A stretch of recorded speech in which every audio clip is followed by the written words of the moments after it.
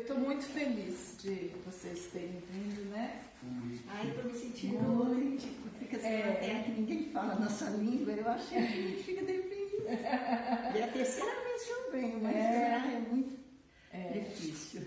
Olha só, é muito bom receber brasileiros aqui nessa casa. Eu estava mostrando que lá é o Hospital Augusta Vitória, aqui é a Igreja da Ascensão. Eles reivindicam o direito de dizer que Yeshua subiu aos céus lá.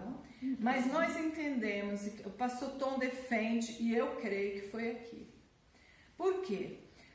Em 1987, Deus deu um comando para o pastor Tom vir para Israel. E não disse exatamente o que era para ele fazer. Só falou com ele que era para ele vir. Naquela época, o pastor já tinha publicado um livro chamado Deixa Meu Povo Ir. Ele entendia que era tempo dos judeus voltarem, né? Mas quando ele chegou aqui, a direção de Deus foi que ele viesse se estabelecer no Monte das Oliveiras. E aí a surpresa para ele é que é um local de muçulmanos. E aí ele teve que aprender a amar os árabes e entender que Deus tem um projeto de reconciliação entre os filhos de Abraão, né? E então, depois de mais ou menos 7 meses orando, Deus mostrou em sonho uma casa para ele e disse para ele: Tom, eu quero que você estabeleça uma casa de oração para todas as nações com base em Isaías 62. E aí, uns dias depois, um menino foi lá à casa dele e falou assim: olha, eu soube que o senhor está procurando uma casa, eu vim te mostrar uma casa. E era essa casa, e quando ele chegou, era a mesma casa que ele tinha visto no sonho. Aleluia. Aí o dono muçulmano falou que não ia alugar para ele. Passados uns dias, esse homem ligou, né? Esse homem, agora em 2014, eu recebi a família dele aqui. Ele já estava com 92 anos. Esse fato foi em 87, né? E já não vem. Aí os filhos vieram, né? E aí naquele momento aquele homem estava passando por divórcio e tal. E aí ele ficou com a casa e aí ele ligou para o pastor Tom e falou que tinha chegado um homem de branco na casa dele. Que a roupa era tão branca que ele não conseguiu ver o rosto, mas o homem falou uma coisa: você vai alugar a casa para o Tom. Então, por esse fato, nós cremos que de verdade foi aqui que Jesus subiu aos céus. Amém. Porque, e não sei, vocês vão poder ter um tempo de intercessão aqui, vocês vão ver que aqui tem algo diferente. É um portal, né?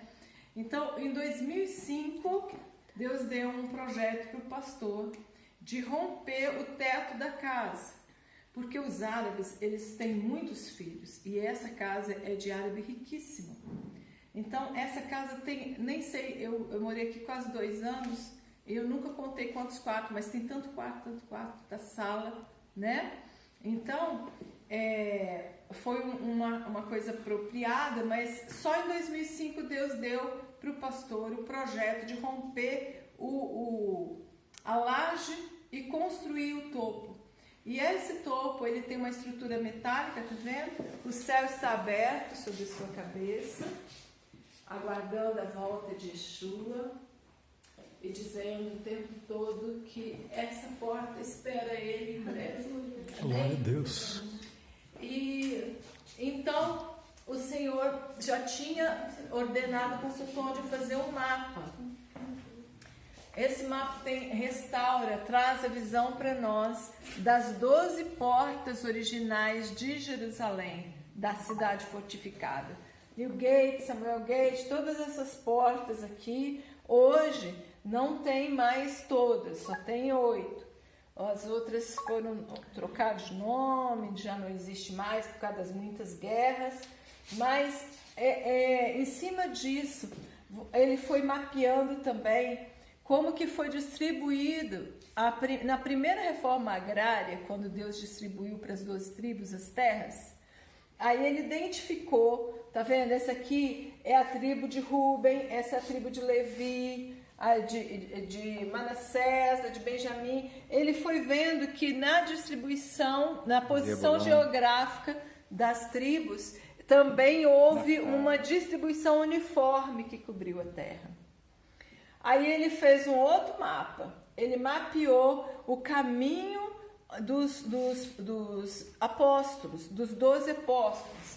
E aí ele viu que o apóstolo, o André, entendeu? O Paulo, Lucas não foi apóstolo, mas foi auxiliar, né? Lucas e Paulo estiveram evangelizando nessa região. Bartolomeu nessa, tá vendo? Judas aqui, Tomás tem 2 portas, tá vendo? Ele trabalhou esse quadrante, Mateus aqui, Marcos também tem 2 portas, né? Simão e Pedro aqui, ó, Tiago e Pedro, tá? E João. Então, a nossa nação, ela é muito grande, é uma nação continental. Por essa razão, ela tem 2 portas. O que significa isso? A cada 2 horas troca turno de oração. Aqui é uma casa de oração 24/7 e o nosso quadrante de oração começa meia-noite. Meia-noite às 2 da manhã, você ora na porta Mevassarete, que cobre essa região norte do Brasil. Nessa porta é onde ficou a Arca da Aliança na casa de Obed-Edom, que hoje está estabelecido o Yad Hashmoná, que é o que eles chamam de kibbutz, né? Um sistema de Israel onde os voluntários vêm para oferecer seus serviços para a reconstrução de Israel, né? Existe o sistema de kibbutz e o sistema de Moshe. Existe uma diferença pouca entre isso, porque todos trabalham e dividem de igual forma, e o outro, cada um tem seu salário, e o que se ganha vai para uma distribuição, entendeu? Tem uma pequena diferença aí.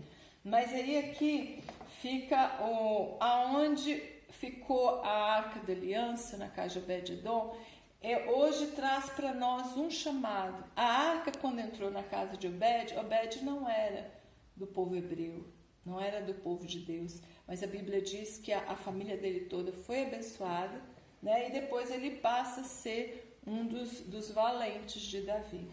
Mas Davi toma a Arca da Aliança e traz para Jerusalém.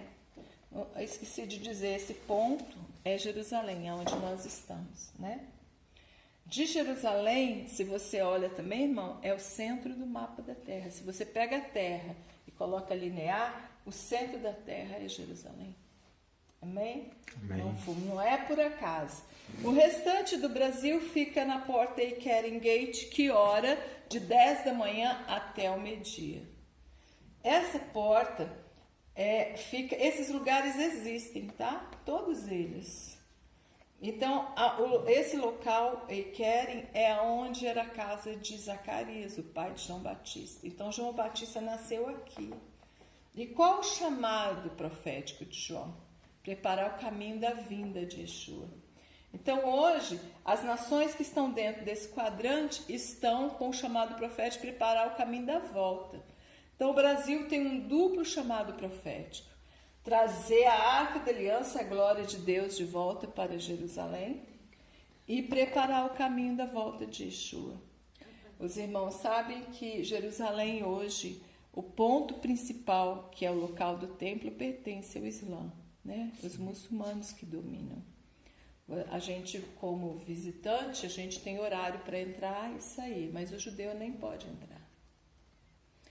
É muito burocrático, né? E existe a profecia de Miqueias da reconstrução do templo e nós precisamos nos posicionar para orar, porque os céus é os céus de Deus, mas a terra Ele deu aos filhos dos homens. Então, nós só vemos o cumprimento profético a partir do clamor da igreja. A gente lembra do fato de Babilônia, né? Já tinha cumprido 70 anos, mas Daniel precisou contar o tempo e viu que chegou o momento. Então ele faz o quê? Ele entra diante de Deus e clama, se veste de saco, se cinge de cinza em humilhação e clama ao Senhor, se identificando com o pecado da nação. Um homem que era separado, né?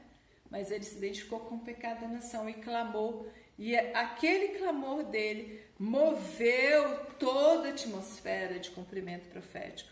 Levantou Ciro para liberar os recursos e o povo, né? Levantou Neemias, Esdra, né? Então é muito lindo agir de Deus. E eu queria destacar isso para vocês, irmãos. Agora eu vou falar um pouquinho de um projeto. 2015, o Senhor me